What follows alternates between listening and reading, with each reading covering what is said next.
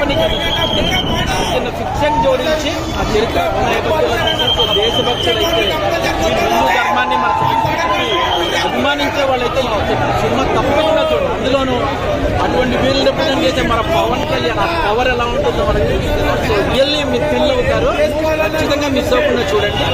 ఇక్కడక్కడ చిన్న చిన్న ఉన్నాయి లోపాలు అక్కడ.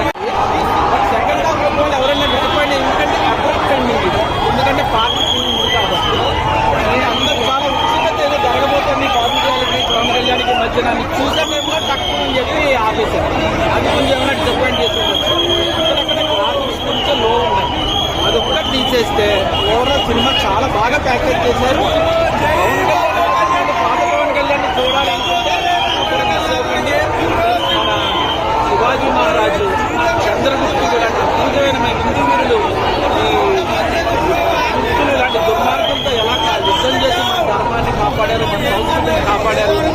అదే ఫీల్ మనకి అర్థమయ్యేటట్టుగా చిన్న కల్పనకి చిన్న ఫిక్షన్ జోడించి ఆ చరిత్ర నేపథ్యంలో దేశభక్తులైతే ఈ హిందూ ధర్మాన్ని మన సంస్కృతికి అభిమానించే వాళ్ళైతే సినిమా తప్పకుండా చూడండి. అందులోనూ అటువంటి వీళ్ళు రిప్రజెంట్ చేసే మన పవన్ కళ్యాణ్ ఆ పవర్ ఎలా ఉంటుందో మనకు తెలుస్తుంది. సో రియల్లీ మీరు థ్రిల్ అవుతారు, ఖచ్చితంగా మిస్ అవ్వకుండా చూడండి.